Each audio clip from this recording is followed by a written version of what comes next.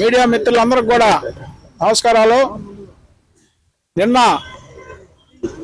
B pharmacy చదివే ఒక SC కులానికి చెందిన మాది కులానికి చెందిన శ్రీకాంత్ అనే వ్యక్తి మన పెంచలయ్య హాస్పిటల్లో జాబ్ చేస్తూ అనుమానాస్పదంగా అతన్ని చంపారు. అతనికి ఏం జరిగిందో కూడా వాస్తవాలు అయితే తెలియదు. వాస్తవాలు బయటకు రావాలని ఈరోజు గౌరవనీయులైన జిల్లా ఏఎస్పీ గారి దృష్టికి కూడా ఈ సమస్యను తీసుకురావడం జరిగింది. అదేవిధంగా ఆ పిల్లోడు 20 సంవత్సరాల కుర్రోడు, 20 సంవత్సరాల ఎస్సీ మాది కులానికి చెందిన కుర్రోడు, ఛత్తీస్గఢ్ జిల్లా వ్యక్తి. ఇక్కడ చదువుకుంటూ ఇక్కడ పెంచలయ్య హాస్పిటల్లో అవుట్ సోర్సింగ్ జాబ్ చేసుకుంటూ జీవనం సాగిస్తా ఉన్నాడు. మధ్యలో ఏం జరిగిందో కానీ నిన్న 10:30కి అబ్బాయి చనిపోయినట్టుగా వార్తలు వచ్చాయి.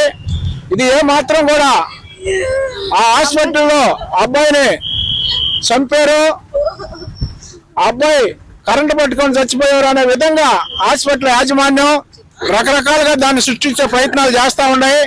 దీని మీద పూర్తి ఎంక్వైరీ చేసి ఆ పిల్లోడు ఎందువల్ల చనిపోయాడు, అప్పుడు దాకా ఈ హాస్పిటల్ కూడా మేము సీజ్ చేయాలని మేము డిమాండ్ చేస్తా ఉన్నాం.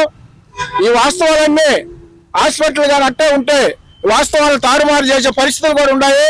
అందువలన ఈ సమస్యని గౌరవనీయులైన జిల్లా కలెక్టర్ గారి దృష్టికి తీసుకొచ్చి ఆ హాస్పిటల్ మీద ఎంక్వైరీ చేసి హాస్పిటల్ సీజ్ చేసి ఆ కుటుంబానికి కూడా నష్టపరిహారం ఇవ్వాల్సిందిగా మేము డిమాండ్ చేస్తా ఉన్నాం.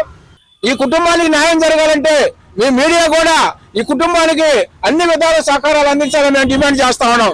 డేగా Ravi Raghavendra, all India SC ST BC and minority United forum జాతీయ అధ్యక్షుడిని. ముందుగా మీడియా మిత్రులందరికీ నమస్కారం. నిన్నటి రోజున జానా శ్రీకాంత్ అనేటటువంటి కుర్రాడు సన్ ఫార్మా అనేటటువంటి ఇన్స్టిట్యూట్ లో చదువుతా ఉన్నాడు. చదువుతూ ఖాళీ టైంలో పెంచలయ్య హాస్పిటల్ వర్క్ చేస్తూ ఉన్నారు. ఈ వర్క్ చేసే క్రమంలో నిన్నటి రోజున ఆ అబ్బాయికి ఏం జరిగిందో తెలియదు. మాకున్నటువంటి రకరకాల అనుమానాల మధ్య వాళ్ళు ఒకసారి పడిపోయిండు, కళ్ళు తిరిగిందని చెప్తున్నారు, ఒకసారి కరెంట్ షాక్ కొట్టిందని చెప్తున్నారు, ఒకసారి ఇంకోటి జరిగిందని చెప్తున్నారు. అంటే పొంతలేని సమాధానాలు చెప్తూ ఈవెన్ వీడియోస్ ప్రతి హాస్పిటల్లో సీసీ కెమెరాలు అనేది కామన్. ఎందుకంటే హాస్పిటల్ మీద చిన్న చిన్న ఇష్యూ జరిగితేనే ఆ ఇష్యూని వాళ్ళు మమ్మల్ని అటు చేశారు ఎటు చేశారని చూపించే దానికోసంగా సీసీ కెమెరాలు పెడతారు, వాటికి సంబంధించిన ఫీడ్బ్యాక్ అంతా ఇస్తారు. అయితే నిన్నటి రోజున ఇంత ఇష్యూ జరిగి ఒక బిడ్డ చనిపోతే సీసీ కెమెరాలు అడిగితే సీసీ కెమెరాలు పనిచేయట్లేదు అనేటటువంటి ఒక చిన్న సమాధానం చెప్పి ఆ మేనేజ్మెంట్ పెంచలయ్య గారు తప్పించుకుంటున్నారు. కాబట్టి ఖచ్చితంగా ఈ యొక్క డెత్ మిస్టరీ అక్కడ జరిగింది, ఏదో జరిగింది, దాన్ని కప్పిపెట్టేదానికి వీళ్ళు రకరకాల కుయుక్తులు పన్నుతున్నారు. వీళ్ళకున్నటువంటి ఇన్ఫ్లుయెన్స్ అంతా కూడా చూపిస్తూ ఆ పేద కుటుంబాన్ని అధోగతిపాలు చేసేదానికి వాళ్ళు ముందుకు వస్తున్నారు. కాబట్టి all India SC ST BC United forum తరఫున అదే మిగతా సంఘాల తరఫున మేము డిమాండ్ చేస్తున్నాం. అసలు ఏం జరిగింది? ఆ అబ్బాయి నీట్ గా హాస్పిటల్కి వచ్చినటువంటి కుర్రాడు చక్కగా 20 సంవత్సరాల బిడ్డకి ఏం జరుగుతుంది? కళ్ళు తిరుగు పడతాయా? లేకపోతే 50 సంవత్సరాలు 60 సంవత్సరాల కుర్రాడు కాదు కదా. మీరు ఎందుకు ఈ రకంగా రకరకాల కథలు రకరకాల సృష్టించున్నారు? నిజంగా అబ్బాయికి నిజంగా ఇబ్బంది జరుగుంటే తల్లిదండ్రులకు ఇంటిమేట్ చేస్తారు కదా. తల్లిదండ్రులు కామన్ గా చేస్తే ఫోన్ చేస్తే కూడా సరైన సమాధానం చెప్పలేదు. అంటే వీళ్ళు ఖచ్చితంగా వాళ్ళు చేసినటువంటి ఆ యొక్క దారుణము, వాళ్ళు చేసిన మర్డర్ అనేది ఖచ్చితంగా తెలియాలి. సత్యసాయి జిల్లా రామగిరి మండలం నుంచి వచ్చి ఇక్కడ చదువుకున్న బిడ్డ, వాళ్ళకి ఎవరు లేరులే, మనం ఏదో ఒకటి చేసేస్తే జరిగిపోతుంది అనేటటువంటి ఆ ఉద్దేశంలో ఉన్నారు. ఖచ్చితంగా ప్రజా సంఘాలన్నీ కూడా ఈ యొక్క దళిత కుటుంబం తరపున మేమందరం కూడా ఉంటాము. ఖచ్చితంగా దీనికోసం ఎంతవరకైనా పోరాటం చేస్తాం.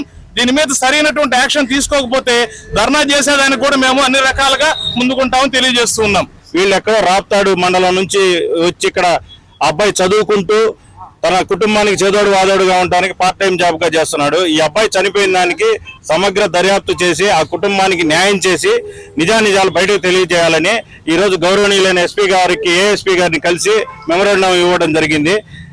ఈ విషయం తొందరగా నిజానిజాలు తేల్చి ఆ కుటుంబానికి తగు న్యాయం చేయాలని కోరుకుంటున్నాము. అక్కడ చూసిన వాళ్ళు కొన్ని అనుమానాలు వ్యక్తం చేస్తున్నారు. ముందు 2 కార్లు వెళ్ళాయి, ఒక 10 మంది బయటకు పరిగెత్తారు, తర్వాత ఇంకొక 2 hours ఆగి ఒక కారు వచ్చింది, ఇంకొక పిల్లోడు వచ్చాడు, ఆటోలో తీసుకెళ్లాడు అంటున్నారు.